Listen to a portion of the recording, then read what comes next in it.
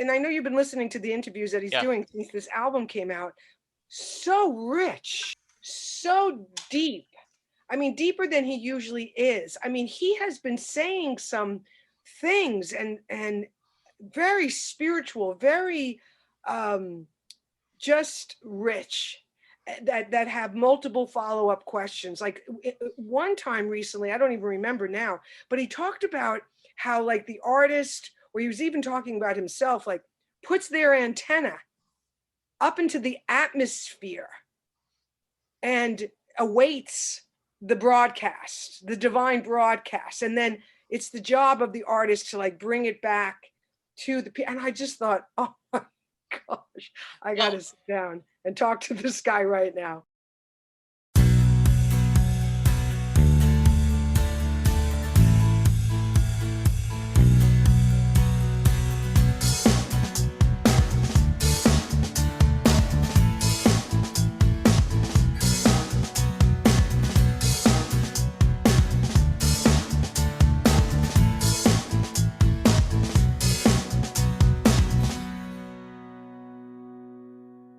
hello, everyone, and welcome to a new episode of Set Listing Bruce, your podcast all about Bruce Springsteen, his music, and mostly his fans.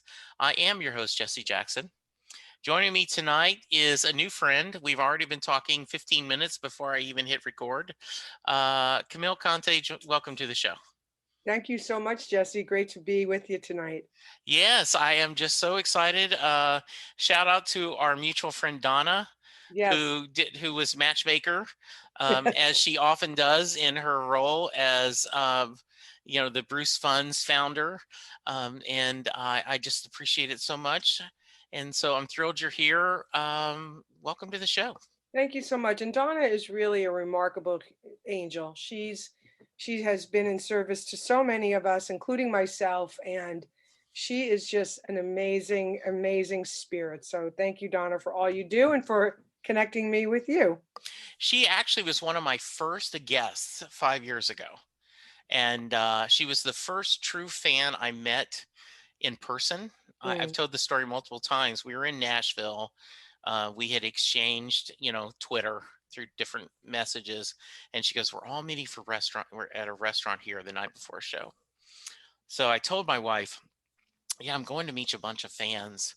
She was like, "You're meeting people you've never met over the internet?" I go, "Yeah, but they're all Bruce fans. Aren't you worried?" I'm like, "They're all female. They should be worried about this guy coming to see them."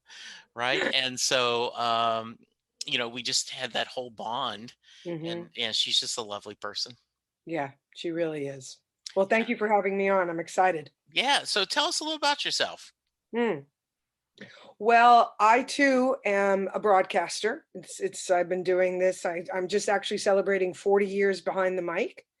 So it was something I knew I wanted to do from a very early age. Grew up in New Jersey and heard all those great radio stations and fell asleep with my little transistor radio under my pillow at night. And I just knew there was some sort of magic happening and I wanted to be the magician. So I went to Anchorage, Alaska, actually, because I was born to run. And at some point I wanted to, get out of Jersey and see what was going on. And I met somebody at one of the WNEW FM outdoor summer concerts down in Asbury. And so I moved to Alaska and started my career in radio there, which was just an amazing, awesome, wonderful experience. I think I was one of the last quote unquote classes that came through traditional radio. Okay. What a blast. What an amazing time. So fast forward to now, I've got the Camille Conte show. I know it's a podcast, but I'm kind of old school, so I Hmm. still call it a radio show. Just celebrating my 9th year. Started it, it's pretty wild. I was doing live streaming back in January of 2013 because I just didn't know any better. I wasn't tuned into podcasting, and but we're going strong. And I've got listeners all over the world, closing in on 35,000 downloads. And what I do is I mix real conversations about life with some great rock and roll That is because awesome. we've grown up with some of the best music. But I also do something called the New Music Spotlight because even Bruce at one point was somebody that was new and needed some airtime, and so I love discovering new music. So that's one of the slivers of my creative life. That's awesome. That's one of the things I do here is if a new musician reaches out to me and and says, "Hey, I have a new single coming out," would and I asked them to join me, and I've had three or four musicians join me. That like Alice Ashcroft is from the UK, and she just had a single Dungarees, and we kind of connected, and then later I just spent over an hour talking to her about Doctor Who. And so I've had different musicians doing the same thing because Mhm. um, they make good interviews. Yeah. I love hearing the creative process. I love Yes. talking to writers. I've Yes. decided that um, what I it is I think sooner or later this will morph from being a Bruce Springsteen fan podcast to just me trying to be Larry King, rest his soul, of just I want to interview everyone in the world. Exactly. And Yeah. I'm an interviewer too. And you and I are simpatico. There is Yes. nothing quite like the conversation. In fact, I am knowing that I'm going to interview Bruce Springsteen. In fact, I've sent him a few letters now in, letter to you kind of a way Yeah. because of a few things. Number one, he doesn't have many female interviewers at all. Right. Very, very rare. Don't know if that's intentional or what, but what I wrote in this last letter to him was, women have a different filter. We have a different filter, and so we experience art and music and your music, a certain amount of crossover as a guy does, but then there's that other part where it brings up different questions, different nuances. So I'm looking forward to having a conversation with him because it's just kind of destined, I think. So we'll see. Well, my fingers are crossed for you. Thanks. I yes, people ask me all the time, well, if you ever interviewed Bruce or interviewed anyone from the band, and I said no. I've Maureen Van Zant was really sweet to me and was able to talk to me twice, which was a Nice. lot of fun. Um, you know, Vinny Lopez was on the show, and that was pretty Hmm. fun. So good for you. That would be Yeah. a lot of fun, and I would love that interview. I Well, and here's the thing, like, and I know you've been listening to the interviews that he's Yeah. doing since this album came out. So rich, Yes. so deep. I mean, deeper than he usually is. I mean, he has been saying some things and very spiritual, very um just rich, that have multiple follow-up questions. Like one time recently, I don't even remember now, but he talked about how like the artist, or he was even talking about himself, like puts their antenna up into the atmosphere and awaits the broadcast, the divine broadcast, and then it's the job of the artist to like bring it back to the and I just thought, oh my gosh, I got Well, to sit down and talk to this guy right now. so sometimes an artist knows what to give you even though you don't realize you need it. And I know when this pandemic first started, I'm going to ask you how you've been doing on that in a minute, but I know you saw like Amitha Etheridge and other artists, Jason Isbell, doing shows from their living room. We're like, oh, it'd be great to have Bruce do that, Bruce to do that. And instead we got these great From My Home to You sessions where he's talking about life and playing songs and weaving stories. And Ron Martz is a writer, and he was on the show, and he says, in fact, he said that Bruce Springsteen and Stephen King were his two biggest influences. They were the biggest influences on his writing. And he said, we know he's a good storyteller. Why are we surprised that he can weave a story with this method? And I guess the reason of that is I didn't know I wanted Bruce to do a radio show, but now that I have it, I'm so much glad we got that instead of him just doing a couple of shows from the bar. So I don't know what's going on right now, but I love it. in my notes, I wrote Yes. down, talk about the barn. Yeah. Exactly. When the pandemic started, everybody was taking to live Facebook, live Instagram, and we naturally, because we were just caught up in that, I, like you and others, were like, okay, when is he going to do it? The barn's the perfect place. It would just, so you're right. When he sat behind the microphone and played DJ, it was exactly as you're saying. We didn't even know that's what we needed from him, but it was the only place really for him to go. And when you listen to the very first one, he matched our own sense of being depressed by the whole thing that was happening. And you see the arch of his shows all through the most recent one. The one between him and Patty is just absolutely beautiful and fantastic. And yeah, it's you're right. It's the perfect place for one of his greatest skills, which is to tell a story. And you mentioned, I was going to talk about this, is everyone was, the internet was a buzz that when he was going to do a show starting at midnight, like, oh, he's going to announce a new album, or he's going to do, and no, it was just because he was a night owl and he loved doing that. So I've got my phone with my Sirius XM app, and I'm laying in bed, I turn out the light, and I'm listening to the show. Hmm. And I'm like, I'm going back to where I'm 11 or 12, Hmm. as you said, with your transistor Yep. radio or your AM clock radio, and, on your bedside, listening Yep. to music as you fall asleep. And it was just so beautiful. And I truly believe that it was the same for him. Like, in other words, he grew up like that too, Yes. listening to the radio. He heard that magic too. And some of the night jocks were some of the best, Allison Yes. Steele, the Nightbird, Vince Scelsa on NEW on nights. So all of these nuances that you're talking about are wrapped up in his storybook too. Yeah. So absolutely, yeah. Yeah. Spot on. How are you doing during the pandemic? Hmm. Um, well, well, first of all, I'm doing well because I'm healthy and I have all of my basic needs met right now, and I'm grateful. My mom, who I was caring for here in New Jersey in the house I grew up in, which is where I'm at now, um, she passed away January 28th last year. Mm, We just had that 1 year marking.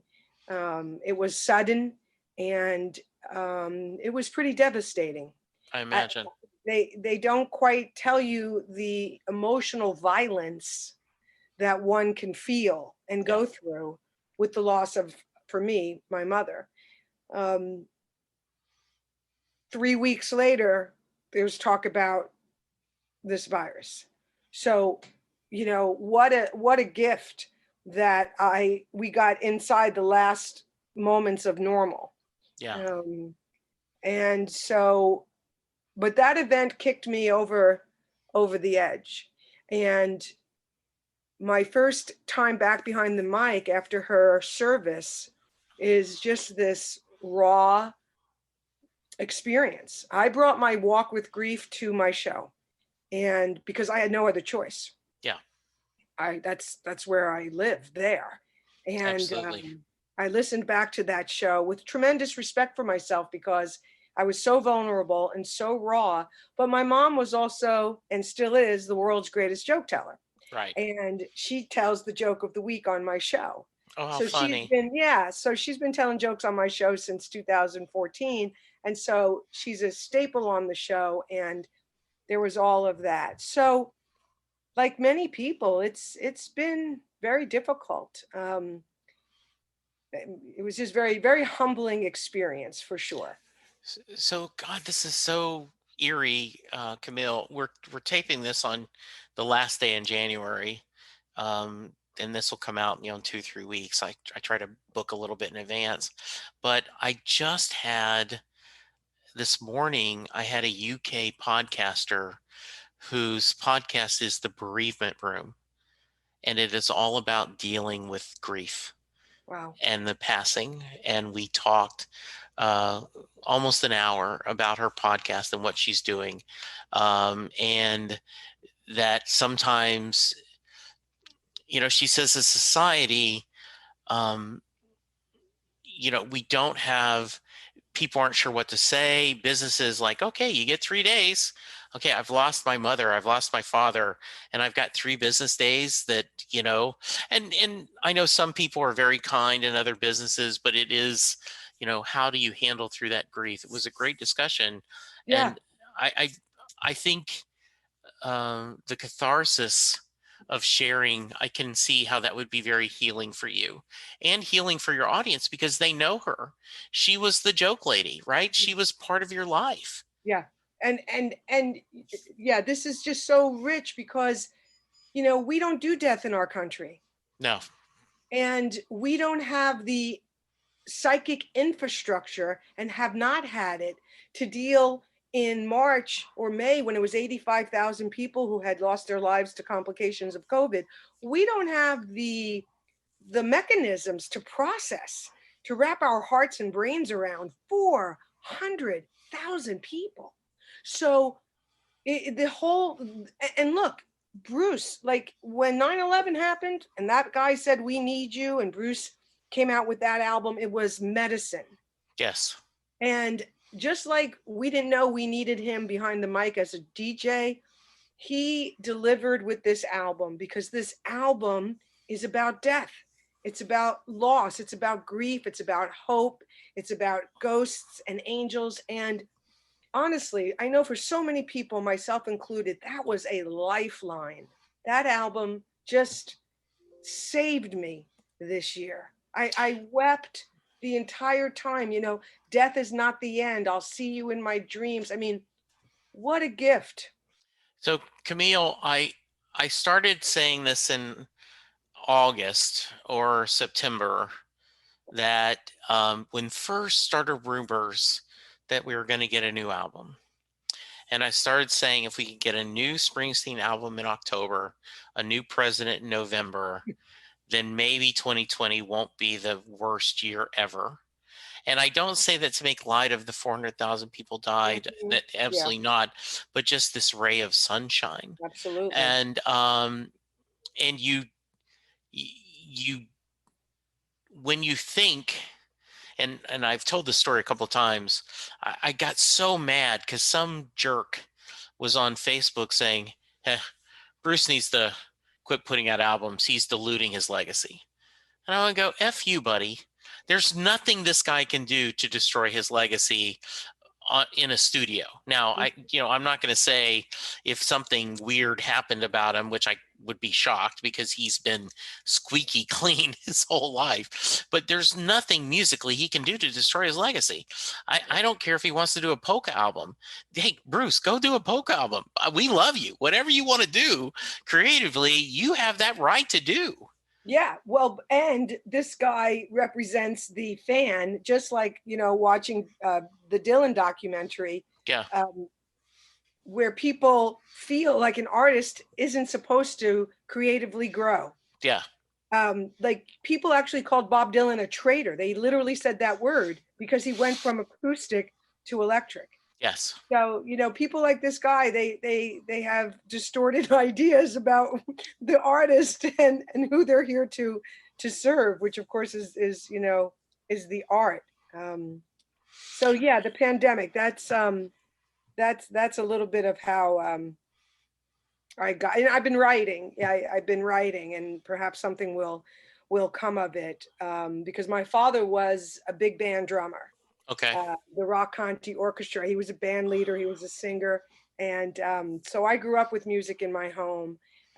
My mom used to pretend that she was a singer with the wooden stick when she was a girl, the wooden, pasta sauce stick, and would introduce herself and sing. And so my parents they were artists. They would never think of themselves like that. My father probably a musician because it was obvious that he was. But I grew up with music in my home all the time. I mean, my dad's brother was in his band, the Rock Conte Orchestra, and when we had 4th of July barbecues here in Jersey, they set their instruments up in the driveway. So live music was a normal experience in my life. Growing up, going to bars, live music. We didn't have DJs. Yes. It was only ever live music, which I'm just so grateful for. So I grew up with big band, and I grew up with rock and roll, Hmm. and I feel really grateful to have had such an early influence of music, because it was already in my DNA. I truly believe musical notes are a part of our DNA Sure. encoding, you know. Um, so music has been a great balm for many people this past year, and even now, and certainly that album just is a signature piece for 2020. My goodness. I absolutely agree. Um, can y- can you can you talk about when did you first discover Bruce, and Hmm. what about his music spoke to you? Yeah. Well, I have to give my sister Janice credit for turning me on specifically to Bruce Springsteen. I was into like Elton John at the time because I was learning how to play the piano. Um, but she turned me on to Born to Run, of course, in 1975. I wouldn't know this then, but thinking about it and talking with you now, I think the sound was too sophisticated for me. Okay. I was at the age where pop music was really was resonating with me. It was a match for my maturity. So it was really the Darkness album, where I was saved by rock and Mm. roll. um, we look back now fondly. I'm sure you do too. Sure. At the ritual of music, Yes. going to the record store, flipping through the bins, or coming home and taking that cellophane off and opening up that album cover and the art and the lyrics, and but that moment where you put that album on the record player and you drop that needle onto that groove. When I did that to Darkness on the Edge of Town, my life seriously was changed, and I was never the same again. Thank goodness. um, what happened when I heard that music is I heard myself, like, pent up. I was pent up at the time. I heard and felt this tension and this angst and this frustration. I heard a voice that felt caged, and I also heard the environment of New Jersey in the song. So I heard the geographical notes of where I was living at the time as well. But I also heard hope. I heard someone who was trying to break free. I heard somebody who saw something larger for themselves than what they had grown up around. So yeah, Darkness on the Edge of Town, 1978. That's what drew me all the way in, was that emotionality, and that, of course, that sound. I had never heard anything like that guitar. I mean, what the hell was that? Sure. It's like you go back and you listen to Adam Raised a Cain, and this man is like channeling all that angst with the lawsuits and everything. And so yeah, so that was my first concert, August 21st, 1978, Madison Square Garden, Wow. 17th row. 17th row. It's a great story. I was with my sister Janice, and I remember they had a rope ladder, and the guys were climbing up the ladder, and they were the stage light guys going on the top trestle and sitting up there. But they never rolled up the ladder. And I thought, gosh, I wonder why they're leaving that ladder just hanging there like that. So then the lights go down, and it's a hot, sticky, muggy New York summer night. And this scrawny guy comes out with these scrawny legs and black jeans, and he was wearing that jacket at the time, that like suit jacket, and that was it. I 1 minute I'm sitting there with my sister, and the next minute, so you're at the garden, and the garden, of course, has the hockey uh, railing, the Sure. hockey wall, and then atop of the hockey wall is the plastic, Right. right? So at some point, and it was exactly the point where he's doing Because the Night. And now I know why they never rolled up the ladder. The guitar is slung on the back. He's climbed up the ladder and he is holding on with one hand and he is punching the night air, screaming, because the night, and where am I? like, like one of those gymnasts. I'm on a beam. I have somehow gotten on top of the hockey wall. I'm holding on to the plastic, which later I could see there was, some cuts and some blood, but Yeah. I'm holding on there, and I too am thrusting my fist in the air, and that was it. That was my transcendent moment. That was my spiritual moment of being saved by rock and roll. It was an extraordinary experience. Yeah, I love that. it's so That is great. such a great story. That is. Um, I always like to preface this, um, Camille, that the amount of times you've seen Bruce is not a fair barometer of how big of a fan you are. Depending on your age, economic situation, where you live, all can adjust that. So, but for the record, do you keep track of how many times you've seen him? I don't keep track. I have not been one of those people. Okay. Um, when I moved to Alaska, I gave up Madison Square Garden for the Chugach Mountains, right? Yes. I never planned on staying in Alaska. It wasn't my plan, as most things aren't. Yeah. So there was a period there where I was going through a dehydration as it relates to rock and roll. I imagine. How long were you in Alaska? I a long time, 30 years. Wow. Yeah, I grew up. I spent my adult life there, but Alaska is a very fantastic place. That's where I was able to achieve really great success with my radio work. Yeah. Went on to win a Marconi award because of my work there. Was able to be a big fish in a small pond, which is such a beautiful thing. We need to get back to that. We need to come back to local. I really believe that one of the inside this new design that we're starting to create is the value of local. Every town has its Broadway, every town has its stars, and to just feel satisfied and meaningful and important in your own community. Not to say you don't have aspirations, because everybody does, but too often you're made to feel that if you don't hit the big time, that what you do, where you do it, isn't meaningful enough, and that's not true at all. So 1987, my wife Yes. and I got married in 84. In 86, we moved to Dallas. So 87, 88, we happened to be, we had gone, we started going to these local clubs to see bands, Miss Molly and the Whips, Edie Brickell and the New Bohemians, Sarah Hickman, who I've become very close friends with, Brave Combo, all these local bands, that, and you fell in love with these local tech Dallas bands, Mm-hmm. and so you're going to see these new clubs and this area, and then the beauty of that is,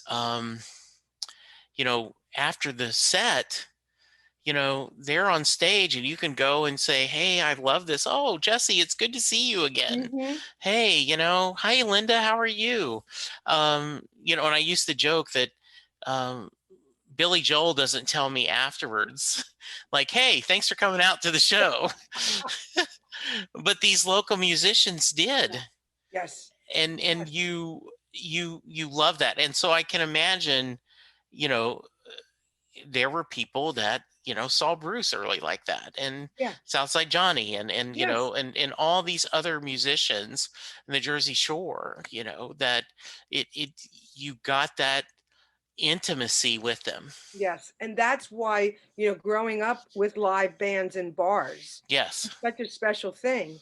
Yeah, I would love to just tell you a couple of other Sure. stories that are Please. so, I went to Montclair State College, Okay. and so it was time, it was coming time for me to go to my first semester and whatnot, but I hadn't gotten my dorm number yet. I hadn't got any information about where I was, my dorm information.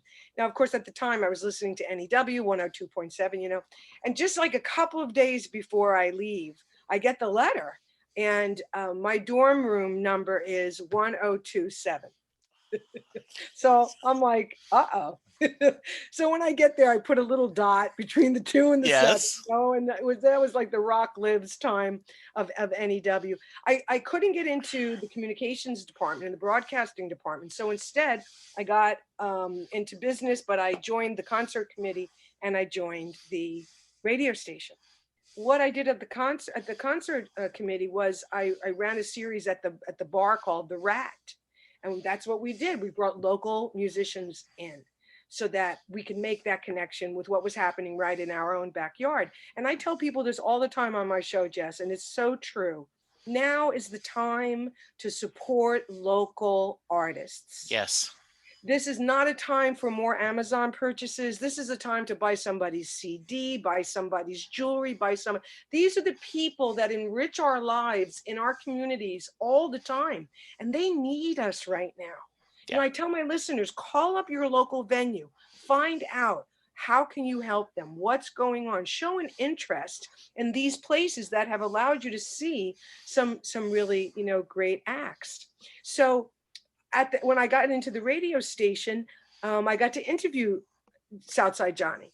I got to interview some Greg Allman and some of these really cool people. But there was a rumor that was starting. And one of the rumors was that Bruce Springsteen was dating a girl from Montclair State College. So, of course, at the time, I'm like, well, it can't be true because that would be me. And it's not me. Yes. Right? So that can't be true.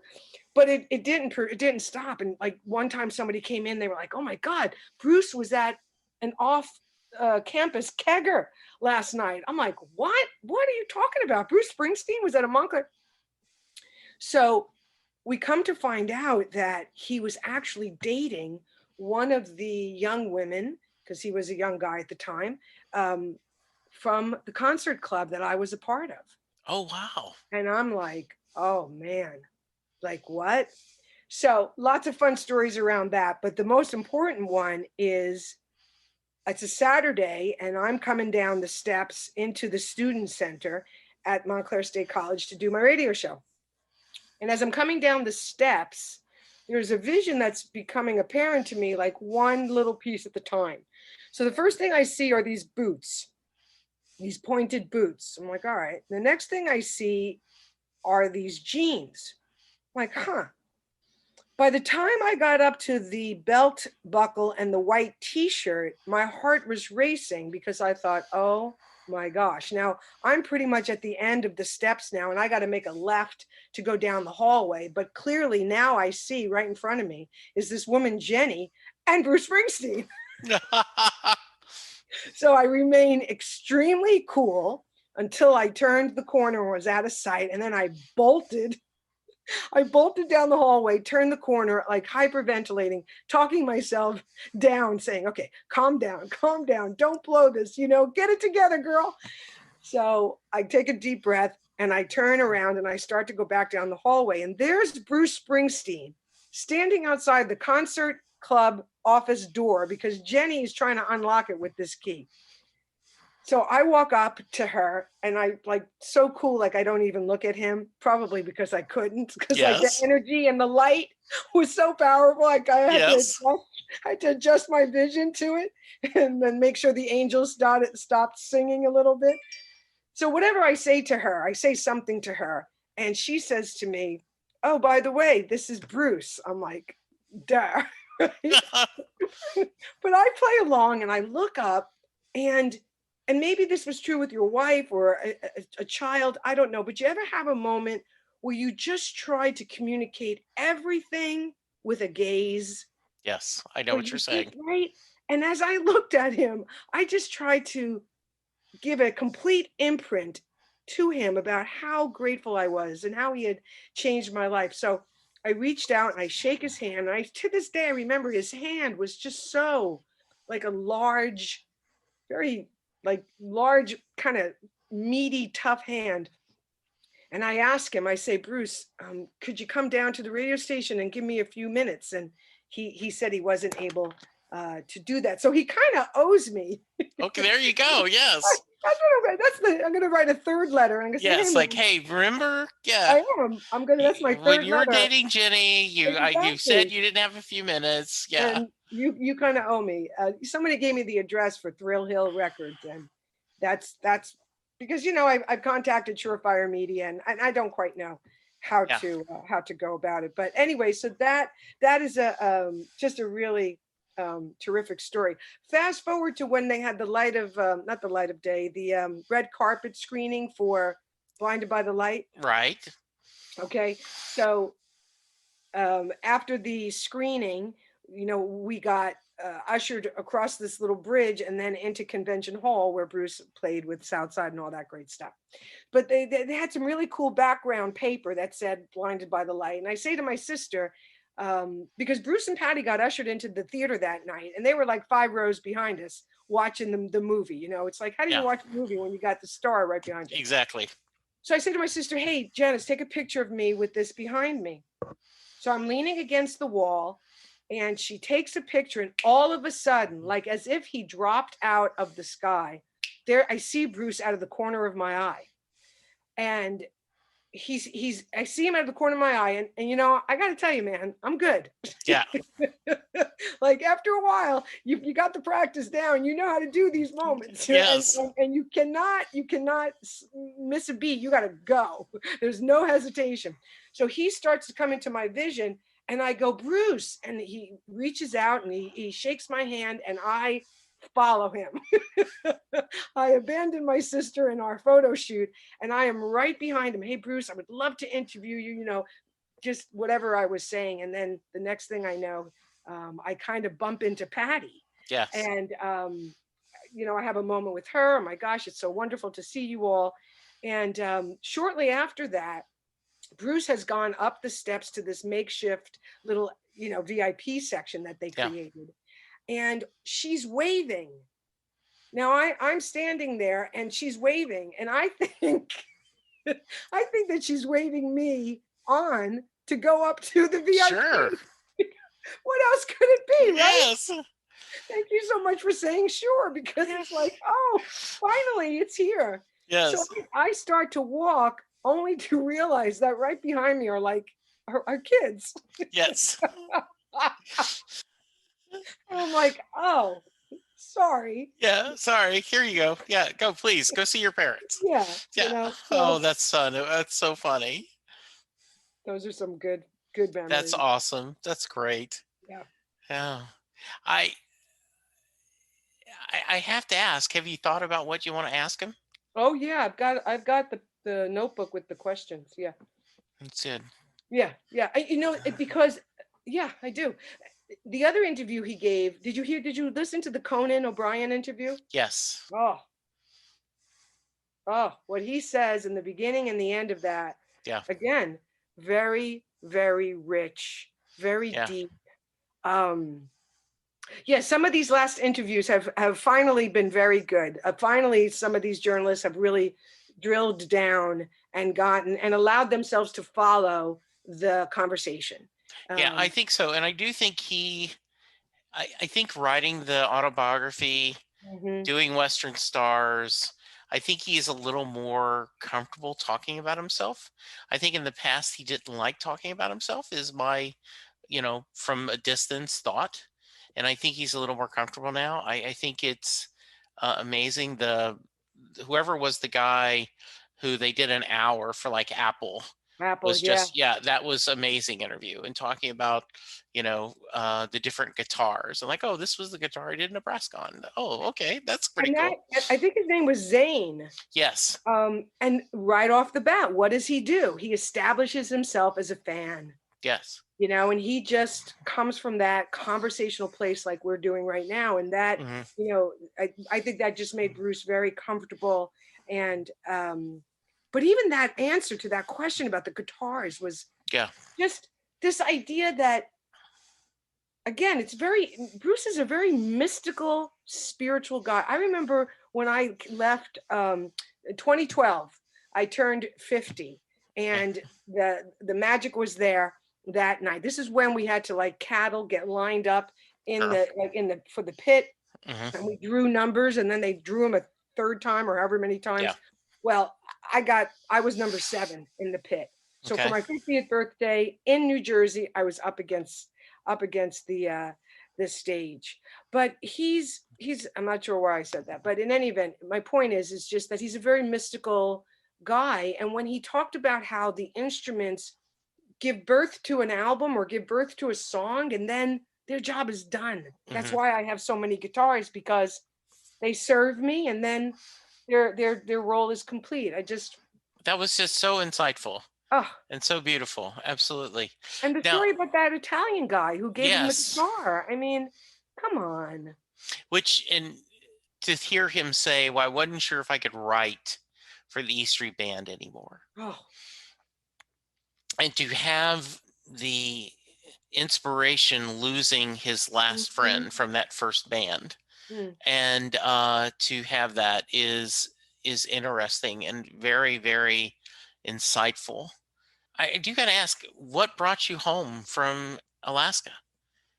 Well, I turned 50 and those 6 shows happened, 2 in Philly, 2 in Jersey, 2 at the Garden.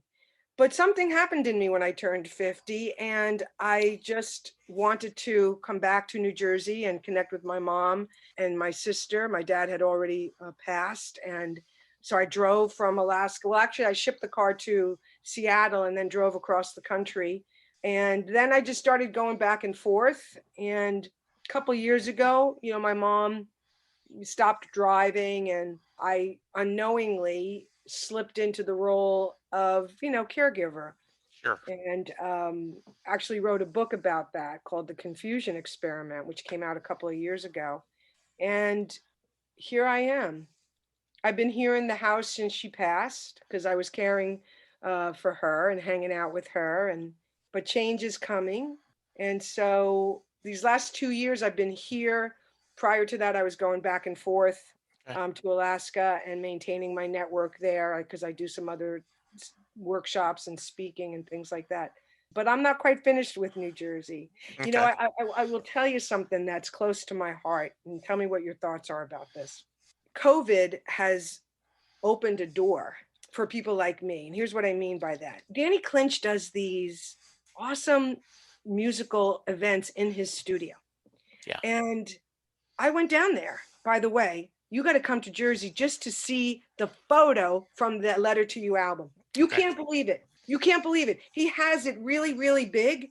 It is more than you can even believe. The energy coming off this photo is incredible. But so he does these little events with musicians and whatnot. And I thought, I would love to do my MC work here. Sure. So my point is like COVID has slowed things down to the degree where somebody like myself could actually have a chance to talk to Danny and say, Right. hey, I do MC work, I do auctioneer work. Let me help you. It would just be such a joy to come home in that way. Do you know what I mean? It's I like, do. where are you originally from? Where's your hometown? So I was born in a small town called Leesville, Louisiana. Okay. My dad was in the Army, so we moved around a lot. I went to 12 different schools between kindergarten and eighth grade. After he retired, my mom was always a mama's girl. We moved back to Lake Charles, Louisiana, Hmm. as in up on Cripple Creek and Lucinda Wow. Williams, Lake Charles. And I stayed there until 86 when we moved to Dallas. So Louisiana is home.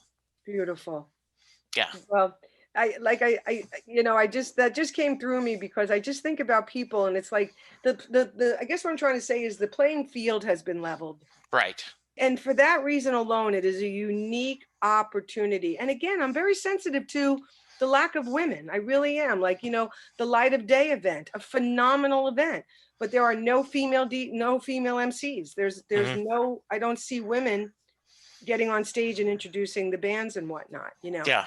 and maybe because they don't know of any, or there aren't any, but it's just a time for those scales to be a little bit more balanced between it being so dominated by guys and letting some of the ladies in. I absolutely agree with that, and I understand. I've been lucky. About half my guests are female fans. The other half are male, Fabulous. obviously. And so there's a diversity of the fandom that I get to visit with and share. I want to talk a little bit more about your podcast slash radio show. Hmm. I assume this started when you were in Alaska. Yep, So 1987. okay, I started in Anchorage. so talk to me a little bit about what you were thinking and how it's grown so much.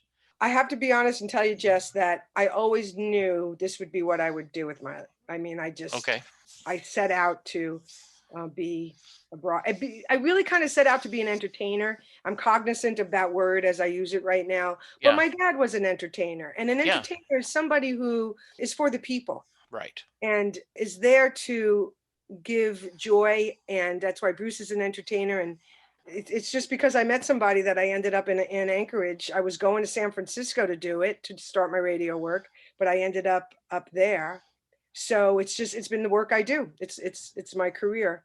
And so the Camille Conte show now is just me, just completely doing what I love, which is to talk about what's important, to talk about music, to talk about the artists. Like right now I'm focused on 1971 because some of the greatest albums, I mean 1971 was a golden era for music, and that's why I've always been a fan of really kind of like that hard drive-in drum bass line, because hmm, so much of that sound came out of the 70s. So we're exploring some of the albums of 1971, starting with January. We just talked about Janis Joplin's Pearl and whatnot. So, but I would like to, now that things are shifting with my mom, and I'm on to, I guess, my next chapter, I would like to get back to interviewing hmm, because I used to do that on my show.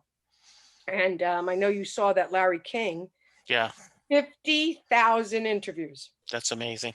50,000 interviews, Yeah, 50,000 conversations, yeah, having this time with you is so sweet and so meaningful to me because first of all, I've been alone here in this house for a long time, and like many people, it can play a number on your heart and your head a little bit. absolutely.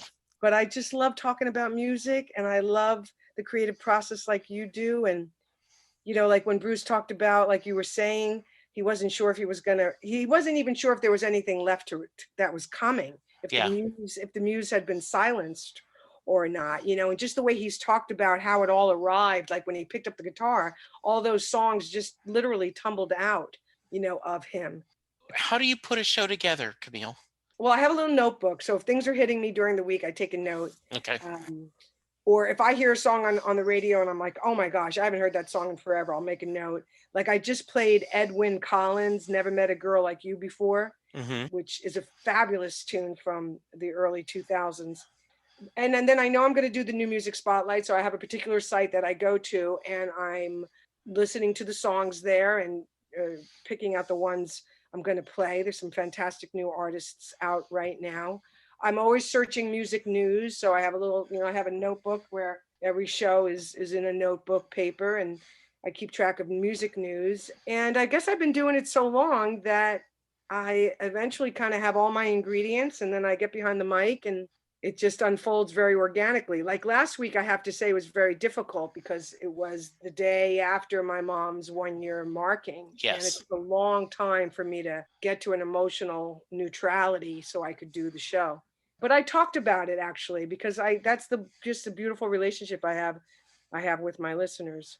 So yeah, so that's how I do it. I work with Adobe Audition in my computer, and I mix down all my own work. I listen back to every show I've ever done. It's just something I love. It happens very naturally. it sounds just so beautiful, and you have a relationship with your listeners, and you're Mhm. sharing, and I like the idea that you're kind of rotating. Here's new music to hear. Here's a song we haven't heard from in a while. Here is the stories behind that. Do you get a lot of feedback? Yeah, I really do. I'm inside my fundraiser right now, and I've asked people to leave comments as to what it is that they love about the show and why they'd be moved to support me.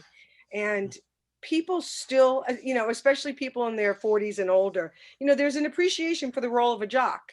Absolutely. Like the jock, and that's why when Bruce did that, I wanted to call him up and say, hey, you're doing my gig now, right? Yes, But exactly. I do what he does. That's the art of radio. And what it Mhm. is intentional placement. Yes. You use the music just like a stage performance, right? You use the music to bring an exclamation point, or, to support what you're talking about. And so my listeners love that I'm passionate about music. They love that I know what I know about music. They love the history. And I just think they love hearing someone be passionate about the music that's meaningful to them. And I'm funny. Yeah. so, so Um, there's that too. where can people go if they want to support the work? They can find me at CamilleConte.com. Okay. And the Camille Conte show is hosted through podbean.com. Okay. But all those links are from my own website. I'm on Stitcher and iHeartRadio and all those great platforms. Though I have to say my 2021 focus is I want to get on Sirius XM. Yeah. I would like to do an interview show on Sirius XM and get into that. But yeah, CamilleConte.com or any of those platforms. The show comes up every Friday. Okay. I just crossed over 640 episodes myself. Congratulations. That's Yep. a lot of music. Yep, it is. And yeah.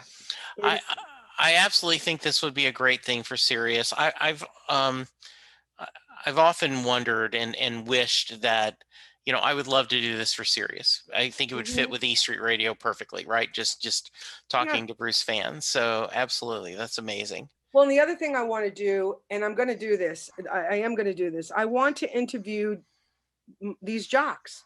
Yes. I want to interview Meg Griffin, who I heard is on satellite Sirius. Yes. I would like to interview Dennis Elsis. These are historians. Yes. I mean, my God, Dennis Elsis had how long of a conversation with John Lennon? Yeah. I've interviewed Bob Gruen, John's photographer. I interviewed Frank Stefanko. Great interview from Frank. Actually, one of the best parts of that interview with Frank Stefanko is when he talks about when Patti Smith walked through the cafeteria doors at the college that he was at. Yes. And how he and Patti and Bruce had that meeting. But yeah, these are times when the music is infinite, but the artists are finite. Absolutely. And, it's just important to extract from them. That's what I want to do. I want to extract from people like you're doing tonight, their story. Yeah. And when Bruce gets really comfortable, like he has in some of these interviews, he'll really start to let down the guard and really get into some things. Like when he was talking about being proud about overcoming managing his mental health illness. Talking about that in that book was incredible when he talked about when he couldn't stop crying and he would lose his keys, he would start crying. My God, he pulled back the curtain so significantly in that book. It was tremendous. It really was incredibly insightful. And to hear him talking about his demons. And in Western Stars, where he talks about there were times that if you loved him, he would push you away before, you could leave him. And that honesty was very, very insightful. And I think really strong, courageous, because I think all of us have fought our own demons. Yes. And to hear Bruce effing Springsteen, have that problem, yes, is pretty, I think, insightful. It was just, I would love to get the transcript of those moments from Western Stars. Yes. Because the things he says, as you're pointing out in there, are incredible. I just watched Letter to You again the other night because I needed the medicine. And yes, well said. Is that not just the greatest gift? It is. Tom Zimney is another guy. He's on my list to interview. My first question to Tom is going to be, talk to me about the editing. Yes. Like, how long does that take? Like, are you seeing the edits as you're collecting the footage? I mean, and for him to have known that the only film he should have done for 1 minute you're here, next minute you're gone, like, that's the genius of Tom Zimney. He knew Yeah. the only thing to do was to point the camera at that face and capture that song, which is so, Yeah. if you watch that, the nuances in Bruce's lips at times, he gives away a whole story with the crook of his mouth at one of the more poignant parts. Yeah. It's just a remarkably well done. And for us as fans, like, what a gift, like, especially now that we haven't been on the road with him, to be in the creative Yeah. process with the band was so fabulous. There's a point where little Steven is talking about what he thinks you should do. And all of a sudden, from my perspective, you go, this is why he was able to play Silvio on The Sopranos. I mean, you could see him giving that advice, and it could just as easily been pulled with him talking to Tony Soprano. You know, it Oh, just, it yes, is, you know, where, yes. and Maureen said that when I talked to her about that, she said absolutely that the reason Steven knew he could do that role is he feel like he feels he knew he'd been doing that with Bruce for all these years. So it was a role he was comfortable talking about and taking on. Yeah, such a gift. And in that scene that you're speaking about, because those two are so simpatico and Bruce has such respect for Stevie, he takes on what Stevie says. You know, Bruce, Yes. Stevie's doing this whole thing with his hands, and whatever Stevie heard in his head, you know, Yeah. Bruce, you know, and that's why the creative process is just such a tremendous thing. There's one last thing I want to make sure I say to you. Sure, You please. you were so gracious with your little prep notes that one of the things you talked about was if I have a wish list. Yes, I was just about to ask the question. Okay, So you're perfect.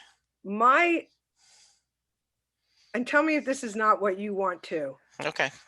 A covers only tour. Yes. Even if it's a mini tour or even if it's just a handful of shows. Come on. Like, Bruce doing covers. Like, you look back in that when he was in Australia and he did Highway to Hell. Yeah. Oh, he does the Bee Gees. Like I saw Max at the Stone Pony when he did his thing last time there with Yeah. the covers. It was a fabulous treat. I just think the band doing some covers, a covers show, would be fantastic. The one of the songs I would love to see him do is "Ain't Good Enough for You," which is just Yes. it's the ultimate Jersey bar rock I song. love that song. Oh, I was so disappointed. That is on my list as well. I great. love that Well, I song. hope we're I did not fresh. know who Jimmy Iovine was till when I heard that song originally. It's I love that song, and you know, funny. I wish they would release all the Carousel show. You know, like just the raw footage of that, like Mhm. when they did that, because I know that's one of the versions. They did a couple of versions. I would love to see the raw footage of that. Yeah. Now, let me ask you this question. What Sure. are your thoughts about um, working on a dream? So I know a The lot of album. people don't like that album, and you know, and I like the song "Working on a Dream." It, you know, I like "Surprise, Surprise." It's not one of my favorite albums, but then, you know, I'm the guy that's been on, you know, and this you may not want to talk to me anymore. I have 11 questions that I stole from the sports station I listen to.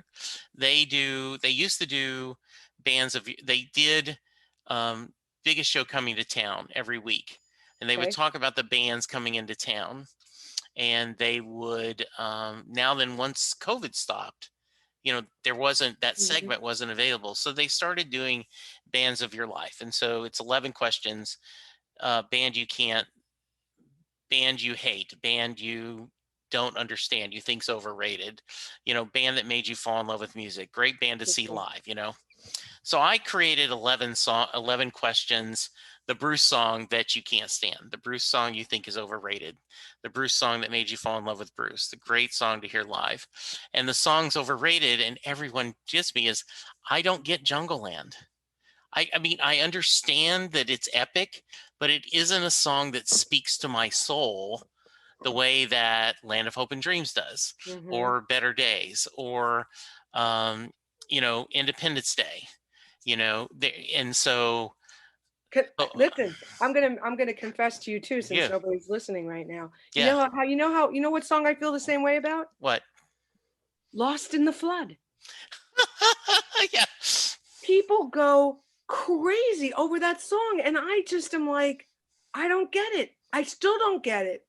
I mean, I would never say this, but you just confessed, so I'm going to confess. Yeah, like I said, I realize I'm the minority. Jungle Land is, people rate this one of his greatest songs, and I'm like, I'm not saying it's not great. That saxophone solo is amazing, but it's just not a song that speaks to me emotionally. You're allowed to have that, Jess. Exactly. Yes. I'm still going to finish this interview. Well, thank you.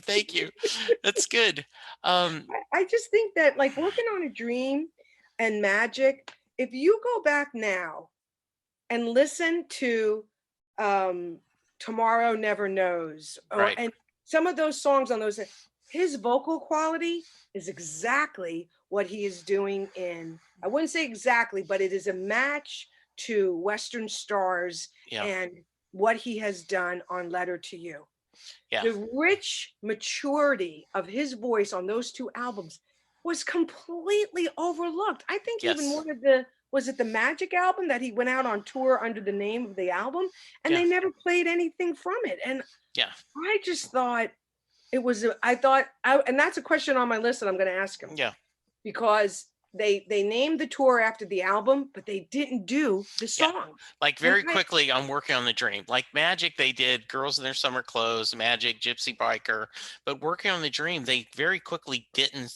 They stopped. And that was when he was doing the album shows. Like he would do a full album. Yes. Yeah. But it was just incredible. But if you go back and you listen to his voice then, that rich maturity, like on the Letter to You, that's another question I wanted. Not enough people talk to him about his voice as an instrument. Yes. And did you see him and Patty do the duet for The Heroes? Yes. And they sang I'll See You in My Dreams? Yeah. That is one of, like, Patty and Bruce, after all these years, they have finally truly locked in. I agree. They've had some missteps along the way, maybe because, Patty was, just pushing too hard sometimes, maybe to match that male rock stuff. Yeah. But right now, the two of them, their voices are so gorgeous together. But his voice on Letter to You, 1 minute you're here, you can hear that country twang. It's all in that album. And when he sings, I'll See You in My Dreams, and that falsetto goes up, it's achingly beautiful. I totally agree. I mean, his voice right now, though Darkness holds that rough, raw, unfiltered rock. Yeah. His voice is so seasoned, and it's an instrument that he knows how to play. Mm-hmm. And he knows what to get from it when he wants. Like in Western Stars, when he sings There Goes My Miracle. Yeah. And he climbs, and then it's just this explosive emotional release in his voice. It's he did that AMC interview where he talked about The Searchers and I can't remember the other film, and he said in the interview that he doesn't think he's a very good vocalist, right? Mm-hmm. And that's why he did. Well, I disagree. Like, I know he would never do this, but give me Bruce Springsteen sings the songs of Johnny Cash. Right. Right? Exactly. Bruce Springsteen sings country classics. Exactly. Bruce Springsteen does a gospel album. I mean, he's never going to do that. But I have done a little bit of what you've said. You can buy the archives, and then you can build a playlist of nothing but covers of all the fun covers he's done. Mm-hmm. So yes, it would be, it is amazing when they play Stump the Band And when I was lucky enough to be at the show in Dallas, where it was the NCAA tournament here in Dallas, and they came out and played Jump. And Oh, everyone was wow. just going crazy. And in fact, I tweeted, okay, who had Jump on the lineup card? And someone said Bruce, destroying brackets everywhere.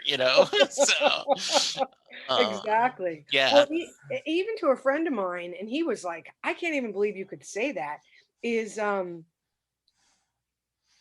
I think Letter to You is the best, the one of the best albums the band has ever done. I think it It, is. And I think to say this far into his career, exactly. you can say that and not have people laugh is true. It's in the discussion. It is amazing.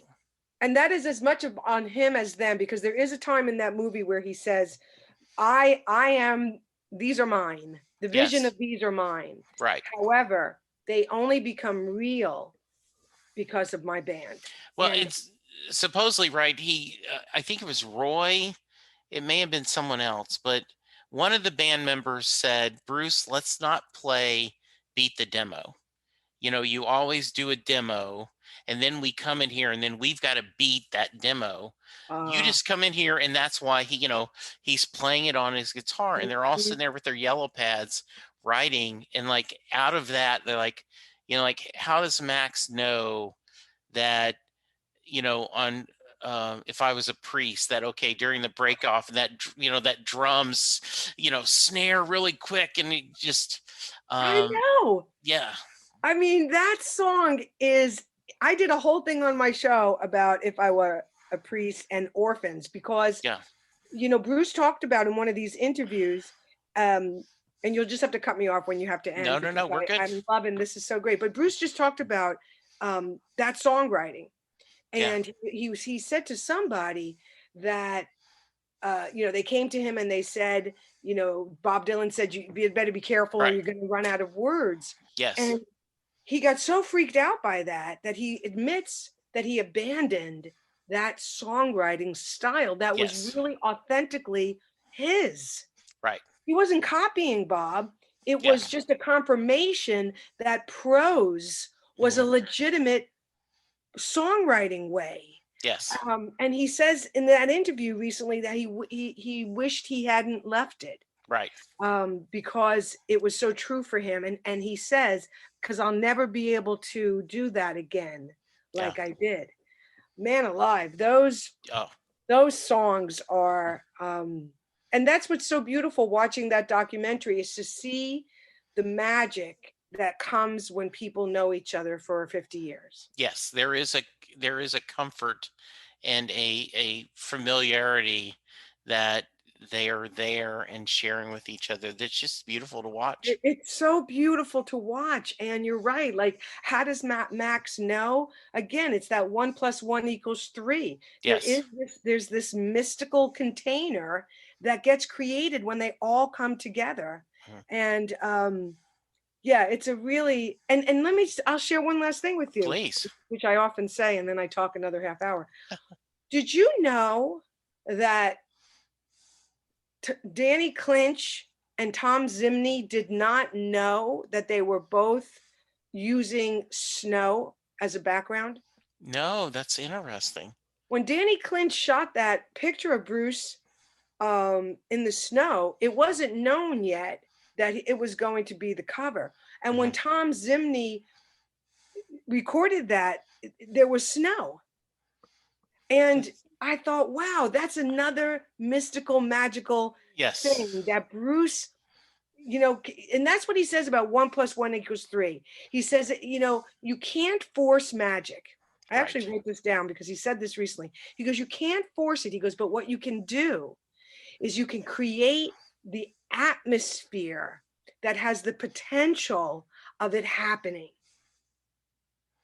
Yes. You can make choices and you can create the atmosphere that has the highest possibility of magic happening. And wow, the fact that those two guys had snow as part of their backdrop and neither of them knew it until they did is Absolutely. Just lovely. That sounds awesome. It's I just appreciate that. so incredibly um wonderful. Yeah. All right. So, Camille, what should I've asked you that I didn't? Oh, well, let's see.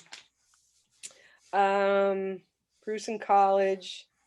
Well, um I think we kind of covered it. Okay. 2016, 2012, the 6 shows Yep. that he did the DJ, didn't play in the barn. I Okay. think we, oh, you know, I hope that Bruce tells us when they come out on tour. I hope Bruce says like no signs, because it's going to just be a sea of signs if he doesn't Yes. tell us. Because it's going to be so long since we have seen them. We're going to want to Well, hear. and that's like when I've been telling people when you do your wish list, and you can leave off anything from Western Stars or Letter to You, because all of us want to see those live, Yeah, right? Because none of us have seen them live. yeah. I letter Western Stars. My friend fell madly, deeply in love with that album. I couldn't listen to it. It just wasn't your It cup of was tea. it was too sad. Okay. I couldn't. I was dealing with some personal. It took I me like understand. 4 months to like. I loved Hello Sunshine. I loved There Goes My Miracle, but those Mhm. other songs are aching. Um, Now, of course, I can listen to it. I Yeah. love Wayfarer and Tucson Train, and Yeah. they're all great. But there was a blanket of melancholy in that album that I I couldn't quite. I could You see know what that. I mean? I do. I totally understand. Um. So anyway, this has been so wonderful, Jess. Well, Thank you so much. Camille, you are very welcome. I thank you. This has been a joy. We will have to do this again. Just any excuse you want, you just come join me. But before I let you go, I got to ask you the Mary question. Oh, okay. What is that? So the Mary question is this: Jay Armstrong is an honors English teacher. He just recently retired, but every year in the school year, his seniors, he spent 2 days breaking apart Thunder Road. They look at all the lyrics, they look at the imagery, they look at the themes that Bruce discusses. He compares it to The Road Not Taken by Robert Frost. Wow. And at the end of that 2 days, he looks at his class and says, "Does Mary get in the car?" So, Camille, that is your question. Does Mary get in the car at the end of Thunder Road? You better believe it. Oh, she's not stupid. Very nice. You better believe it. You got a guy saying it's a town full of losers, baby. We're pulling out of here to win. You're lucky if she said goodbye to her family. Absolutely. Very nice. Very good. All right. Remind everyone where they can reach you and how they can hear the show. Well, I'm going to be talking about you on next week's show. So I'll make sure I'll send you the link to that. Please The Camille do. Conte show. You can just find out all about me at CamilleConte.com. And I look forward to having you in the question seat as well. That this has just been a lovely exchange. Thank you so much. Oh, this has just been a joy, Camille. I'm once again, thank you, Donna. We just love Yeah. you both. We both love you and we appreciate you. And you are welcome anytime. Anytime you're like, hey Jesse, just send me. Hey Jesse, I need to borrow the mic. I need to just share. Well, I'll definitely let you know when I get the interview. So. Yes, that's great. Okay. All right, listeners, you please be safe. Remember to social distance. Wash your hands. Wear an effing mask. Let's all be good to each other, because that's the only way we're going to get through this. Thank you for the support. Thank you for everything. Camille, I just love you. You've been great. You too. I'm looking forward to staying in touch, and thanks for giving us fans a wonderful opportunity. People don't realize how much work it takes once we say goodbye to each other to get an episode on the air. So I honor you, and I'm going to send you a mug, one of my thank you gifts for my patrons. I've got an extra mug, so I'll get your address and I'll send you one from the show. That sounds great. All right, listeners, be good. We will talk to you soon. Goodbye. Bye. This podcast would not be possible without the love and support of my listeners and specifically my patrons. Thank you very much to Levi Petrie, Elizabeth Bronson, Stephen Malio, Holly Mack, Steve Rogers, Dale Hosick, Terry Smith, Anna Lynn, Chris Bloom, and Mary Thomas. Thank you all for your support. It is greatly appreciated.